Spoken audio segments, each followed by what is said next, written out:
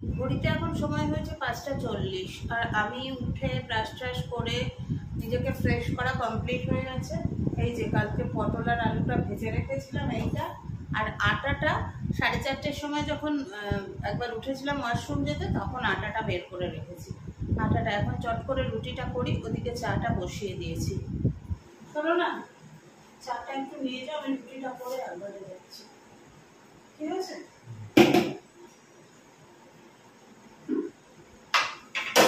Good morning সবাইকে, কেমন আছো সবাই? আশা করবো সবাই ভালো আছো, আমরাও ভালো আছি। আজকে গুড মর্নিং বলার মতনও টাইম হচ্ছে না, এমন অবস্থা।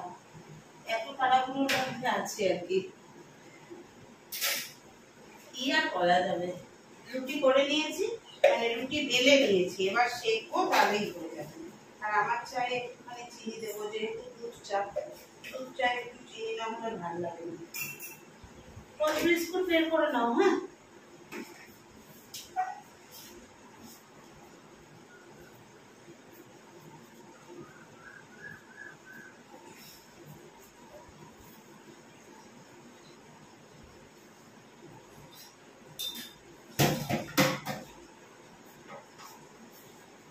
না না না, এটা না, বসনে আসছি, রুটিটা সেঁকে নিই।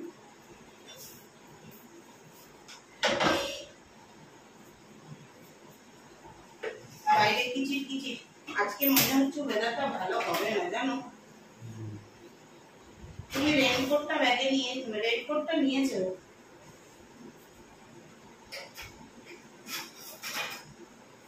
যদি বৃষ্টি নেমে যায়, দুটো রুটি করা না সব থেকে ঝামেলার ব্যাপার, জানো তো? এই যে দুটো রুটি করা, আটা কখনো ওইভাবে মাখা যায় দুটো রুটির মতো, আর দুটোর জায়গায় 3টে হয়ে গেলে তখন আবার বলবে হ্যাঁ বললাম দুটো দিতে, তুমি 3টে দিলে। ওই দুটোই করেছি, একটু বড় হয়ে গেছে, কিছু করার নেই।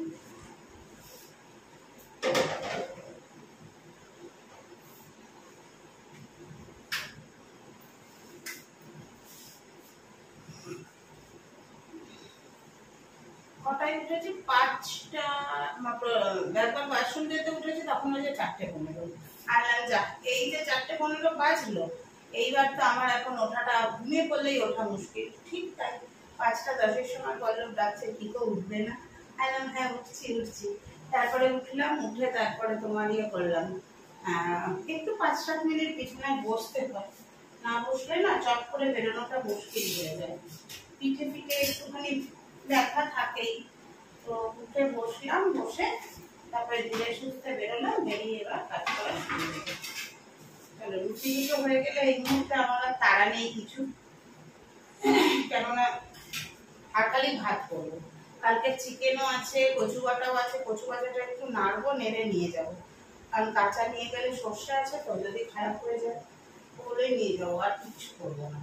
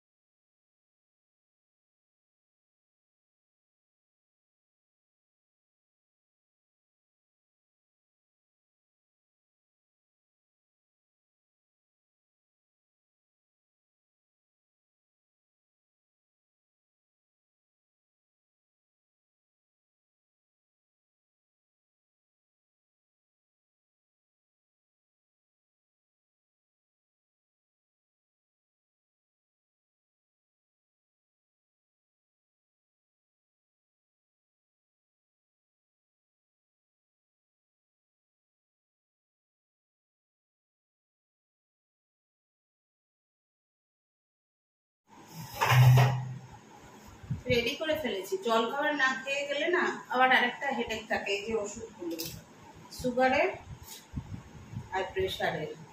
এই দুটো দিয়ে দিলাম, এইখানে দিয়ে দিয়েছি রুটিটা,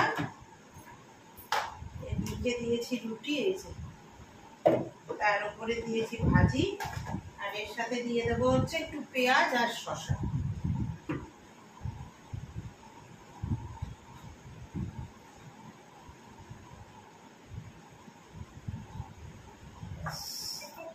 আমার শান্তি। গুছিয়ে দিয়ে দিয়েছি। ওষুধটা ইয়েতে নিও, পার্সে নিয়ে নিও ওষুধটা। হয়ে গেল, হয়েছে। টিফিন আর ওষুধ সব গুছিয়ে দিলাম। ভাতও ওদিকে 1 ফুট দিয়ে ফেলেছি। এবার আমি বসে একটু ভিডিওটা এডিট করবো, যে ব্লগটা আজকে ছাড়বো ওইটা এখন একটু এডিট করবো। এডিট করে নিয়ে তারপরে মোটামুটি এখন 6:15, তো 7টা নাগাদ স্নানে যাব। স্নান করব, পুজো করব, এসে সব গরম ফরম করে রেডি করে আবার বসে থাকতে হবে। রত্না দিদি কখন আসবে?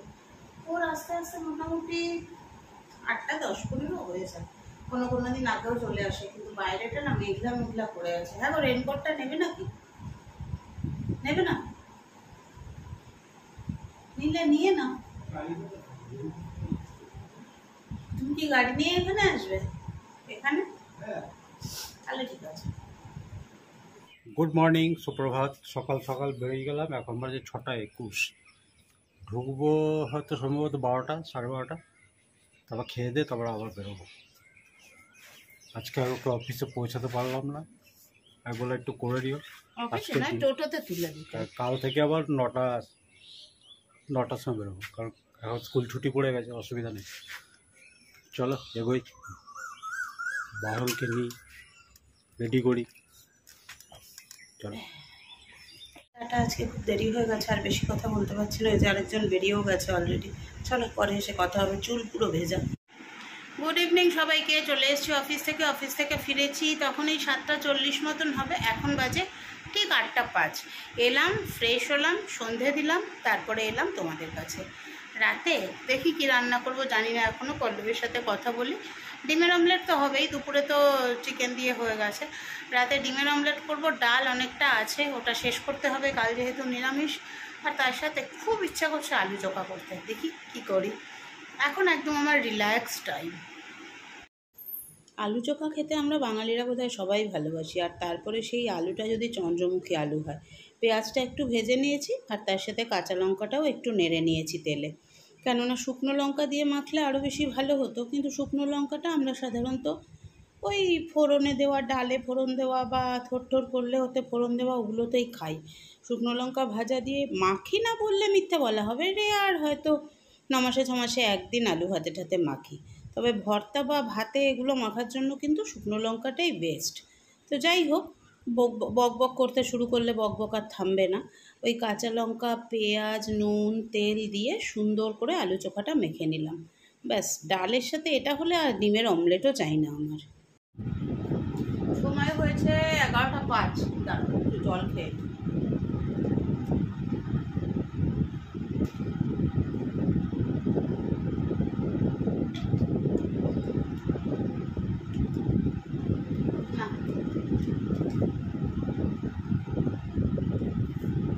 সময় হয়েছে 11:05। কাজকর্ম সেরে, এমনি কিছু করার ছিল না খুব একটা বেশি। গ্যাসটা একটু পরিষ্কার করলাম, স্ল্যাবটা পরিষ্কার করলাম, আর ভাতের হাঁড়ির ঢাকাটা আর গামলাটা, মাছ ঝাড়াই যেটা গামলাটা, আর গ্যাসের ওপরের ওই পিঠে কোথা থেকে আসলো, গ্যাসের ওপরের ইয়েগুলো মেজে রেখে ঠাকুরের বাসনটা ধুয়ে মেজে ধুয়ে নিয়ে সিঙ্ক টিঙ্ক সমস্ত পরিষ্কার করে নিয়ে চলে এলাম। এখন কাজ একটাই আছে, সেটা হচ্ছে শো। তার আগে কিছু ওই ভিডিও এডিট করে রাখবো। মানে এডিট কিছুটা করে রাখলে কি হয় বলো তো, আপলোডটা তো ওয়াইফাইতে হয়। আজকে যেমন সকালবেলা, আজকেই না ওয়াইফাই শেষ হলো, আজকে যেমন সকালবেলা উঠে দেখলাম ওয়াইফাই নেই। ওরাই ওখান থেকে করে দেয়, তাও একবার দাদাকে বলে দিলাম, দাদা ওয়াইফাইটা, বলছে হ্যাঁ করিয়ে দিচ্ছি। আর সঙ্গে সঙ্গে 7টা 7:30টার মধ্যে ওয়াইফাই কানেকশান চলে এসছে। সকালেও আপলোড করা যায়, অসুবিধা নেই। এডিটটা করে রাখলে সুবিধা হয়। আর কালকে মঙ্গলবার, তো কাজের চাপটা অনেকটা বেশি থাকে। কেননা তোমার করতে হবে, কি বলে, ঠাকুর পুজোটা একটু বেশি সময় লাগবে। ফুল যদি থাকে, যদি ওয়েদার ভালো থাকে, ঝিরঝির করে বৃষ্টি তো সন্ধ্যে থেকে পড়ছিল, এখন থেমেছে অবশ্য। সব কিছু থাকলে একটু ফুল তুলবো। তারপরে আজকে যেমন রান্না আগেরই ছিল, সেগুলো শুধু গরম করেছি নিয়ে গেছি। কিন্তু কালকে আমাকে সব কিছু রান্না করতে হবে, অন্তত 2টো পদ তো করতেই হবে। আর দেখবে আমিষ হলে কি, একটা ডিমের ঝোল ভাত বা মাছের ঝোল ভাত বা ধরো চিকেন ভাত এই দিয়ে খাওয়া হয়ে যায়। কিন্তু নিরামিষ হলে না 2-3টে পদ লাগে, 2টো পদ অ্যাটলিস্ট করতে হবে। সেই জন্য সব কিছু গুছিয়ে গাছিয়ে রাখলাম। ও মিষ্টিটাও এনে রেখেছে সকালবেলা উঠে। পল্লবের সকালবেলা কোনো চাপ নেই, এটা হচ্ছে আমার ভালো। আমি 6টাতেও উঠতে পারবো, 5টায় আর উঠতে হবে না। আর পল্লবের যদি যাওয়া থাকে, আদরের তো ছুটি পড়ে গেছে, আজকে যেমন টিউশন ছিল তাই সকাল সকাল যেতে হয়েছে, ছুটি পড়ে গেছে তাই সকালে পল্লবের বেরোনো নেই, পল্লব একেবারে আমাকে নিয়ে বেরোবে। আজকে পল্লব ছেড়ে এসছে, আমাকে চলে এসেছিল তাড়াতাড়ি, এসে ছেড়ে এসছে। তো পল্লব আজকে কালকে নিয়ে যাবে, যদি আর কি সময় করতে পারি, যদি আমার মহারানী ঠিক টাইমে আসে। আজকে মহারানী দেরি করে এসেছে, রাগ হয়ে গেছিলো। আমি বললাম তুমি কি ঘড়ি টড়ি দেখো না, কটা বাজে? 9টার সময় তুমি আসছো, আমার বেরোনোর কথা। তো বেরিয়ে গেছি, ও বাসনপত্র মেজে দিদিদের ওখানে তুলে রেখে গেছি, দিদিদের বারান্দাটায়। তো আমি দিদিকে বলে দিলাম ফোন করে, দিদি ওকে বললো একটু যে বাসনপত্রগুলো তোমার ওখানে তুলে দিয়ে যেতে, না হলে ঝড় বৃষ্টি হলে সব ধুলোবালি কাদা পড়ে যাবে। পল্লব এসে নিয়ে এলো সব। ওই ওর উপরেই ডিপেন্ড করছে কখন বেরোতে পারবো সেটা।